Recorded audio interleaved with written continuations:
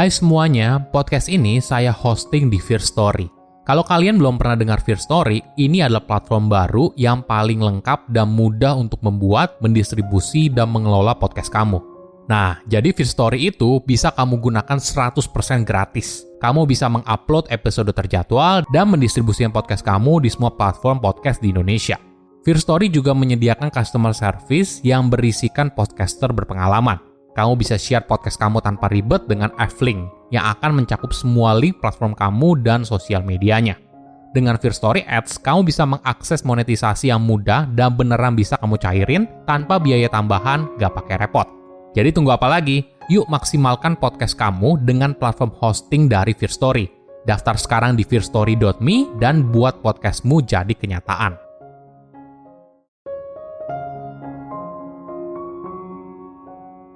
Orang hebat adalah orang biasa yang berpikir dengan cara yang berbeda. Kamu pun juga bisa seperti mereka, asalkan kamu fokus memperkuat fondasi berpikir, belajar dari kegagalan, dan bisa bertanya hal yang tepat.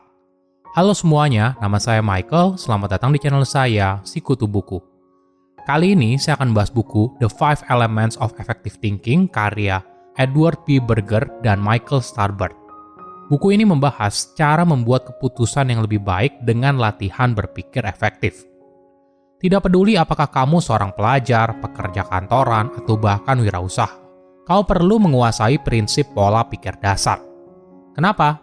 Karena hal ini bisa membantu kamu untuk belajar, memahami sesuatu, hingga inovasi. Banyak orang seringkali ingin terburu-buru untuk bisa sesuatu, hingga melupakan hal dasar. Hal dasar seringkali tidak diperhatikan dan langsung ingin belajar sesuatu di tingkat yang lebih tinggi. Tips lain yang penting adalah belajar mengajukan pertanyaan yang tepat. Setiap orang punya informasi yang kita butuhkan. Namun, mereka mungkin tidak tahu apa yang kamu cari. Jadi, itu tugas kamu untuk mengajukan pertanyaan yang tepat. Pertanyaan yang tepat seharusnya bisa memberikan kamu wawasan atau solusi baru. Pertanyaan ini harus mengerucut dan langsung tepat pada apa yang ingin kamu ketahui. Sebelum kita mulai, buat kalian yang mau support channel ini agar terus berkarya, caranya gampang banget. Kalian cukup klik subscribe dan nyalakan loncengnya.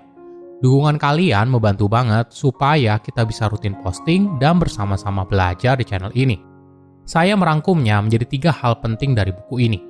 Pertama, semua dimulai dari fondasi yang kuat. Akar dari memiliki hidup yang sukses, entah itu di sekolah, bisnis, hingga kehidupan pribadi, adalah soal berpikir. Berpikir seringkali punya banyak nama, bisa saja menjadi intuisi, nilai yang dianut, seni membuat keputusan, atau kreativitas. Semua itu berhubungan dengan berpikir. Saking pentingnya berpikir, filsuf Yunani kuno pernah bilang kalau manusia itu adalah buah hasil pikirannya. Karakternya merupakan kumpulan dari apa yang dipikirkan. Nah, pertanyaannya, apa cara terbaik untuk memahami sesuatu? Apakah kamu perlu belajar sebanyak-banyaknya tentang sebuah materi tertentu? Ternyata tidak. Kunci untuk memahami sesuatu adalah dengan menguasai hal dasarnya terlebih dahulu. Hal dasar ini menjadi fondasi dari setiap keahlian yang ingin kamu kuasai. Ini yang sering kali dilupakan. Seorang yang ingin menjadi ahli berusaha mempelajari semua hal sekaligus, dan merasa kalau dengan mempelajari sebanyak-banyaknya, maka dirinya akan menjadi ahli. Padahal, seorang ahli justru lebih fokus untuk terus melatih fondasi dasarnya terus-menerus. Ketika kamu menghadapi sebuah masalah, jangan buru-buru untuk menyelesaikannya. Kadang, masalah yang terlalu besar bisa membuat kamu kewalahan. Mungkin awalnya kamu bisa mencari tahu apa sih akar masalahnya, lalu membagi tantangan itu menjadi target kecil yang harus diraih. Cara ini bisa membuat kamu bekerja dengan lebih efektif dan efisien. Coba bayangkan Badan Penerbangan dan Antariksa Amerika Serikat atau dikenal dengan nama NASA yang berusaha untuk memecahkan tantangan bagaimana mendaratkan manusia di bulan pada tahun 1960-an. Mereka tidak berusaha memecahkan tantangan ini dengan langsung mengirim manusia ke bulan, tapi mereka memulainya dengan roket tanpa awak yang diterbangkan ke bulan. Hanya ketika NASA berhasil menyelesaikan langkah ini, barulah mereka mencoba untuk mengirimkan manusia ke bulan. Sama halnya dengan industri penerbangan. Selama bertahun-tahun, kita mungkin melihat hewan yang terbang seperti burung, kelelawar, atau serangga, lalu mengambil kesimpulan, semua hewan itu mengempakkan sayapnya. Berarti mengepakkan sayap merupakan rahasia untuk terbang. Namun jika kamu pernah naik pesawat, pasti kamu tahu kalau kesimpulan itu salah. Tapi sayangnya, ketika berusaha memahami sebuah fenomena, kita seringkali mengambil kesimpulan pada sebuah jawaban yang terasa benar. Padahal untuk mencari tahu akar masalahnya, maka kita perlu mencari tahu apa yang sebenarnya terjadi, yang seringkali tersembunyi di balik informasi yang tidak relevan. Misalnya dalam hal terbang, ketika seseorang mempelajari mekanisme terbang secara lebih mendalam, barulah mereka sadar yang membuat sesuatu itu terbang adalah karena lekukan sayap tertentu. Kedua, gagal itu pintu menuju sukses. Bagaimana cara kamu melihat kegagalan?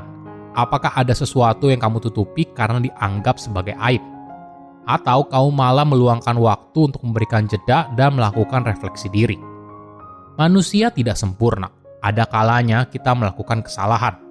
Namun yang membedakan orang hebat dan orang biasa adalah cara mereka dalam menghadapi kegagalan. Kegagalan bisa dilihat sebagai pelajaran yang berharga. Jadi, ketika mengalami kegagalan, pastikan kamu meluangkan waktu untuk benar-benar melakukan refleksi diri. Pencapaianmu dibangun di atas pelajaran hidupmu, dan kesalahan adalah dasar dari pelajaran yang berharga. Ini merupakan kenyataan pahit yang harus kita terima dengan lapang dada. Pil pahit ini harus kita telan apabila kita ingin maju. Jadi, ketika kamu membuat sebuah kesalahan, pahami apa yang salah, dan tanyakan kenapa itu salah. Setiap kesalahan yang berhasil kamu identifikasikan akan menjadi pelajaran bagaimana menghadapi masalah serupa di masa depan. Thomas Alva Edison, salah satu penemu dan pengusaha paling berpengaruh dalam sejarah, percaya kalau penemuannya itu 1% inspirasi dan 99% kerja keras. Cara Thomas bekerja adalah dengan eksperimen, melihat apa yang salah, belajar dari situ, lalu coba lagi. Setelah Thomas berhasil menemukan bola lampu, dia ditanya soal eksperimennya yang gagal. Thomas lalu menjawab, "Saya tidak gagal, saya hanya menemukan 10.000 cara yang tidak berhasil." Menariknya, kadang solusi yang dianggap gagal ternyata bisa jadi penemuan yang sangat berharga. Pada tahun 1970-an, para ilmuwan yang bekerja di laboratorium 3M mencoba membuat bahan perekat yang kuat. Tapi sayangnya mereka gagal. Penemuannya dianggap gagal karena daya rekat produk itu sangat lemah hingga gampang sekali dicopot dari permukaan apapun tanpa bekas. Proyek itu lalu ditinggalkan. 3 tahun kemudian, ilmuwan lain dari laboratorium 3M sedang berupaya menciptakan produk untuk memberikan tanda pada sebuah buku, tapi tidak mudah copot dan robek. Ternyata, penemuan sebelumnya yang dianggap gagal justru merupakan solusi terbaik. Produk itu lalu menjadi salah satu produk paling sukses yang mereka buat dan dikenal sebagai Post-it Note. Ketiga, malu bertanya sesat di jalan.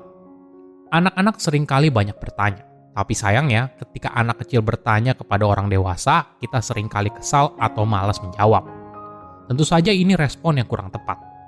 Pertanyaan merupakan cara efektif untuk membangun pola pikir yang efektif. Bertanya merupakan cara kita untuk mempelajari sesuatu dengan lebih dalam. Namun perlu diingat, bertanya saja tidak cukup.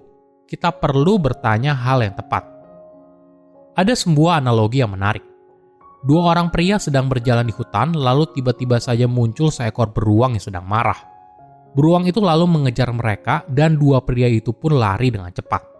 Ketika berlari, salah satu dari pria itu bertanya, "Apakah menurut kamu kita bisa kabur dari beruang dan selamat?"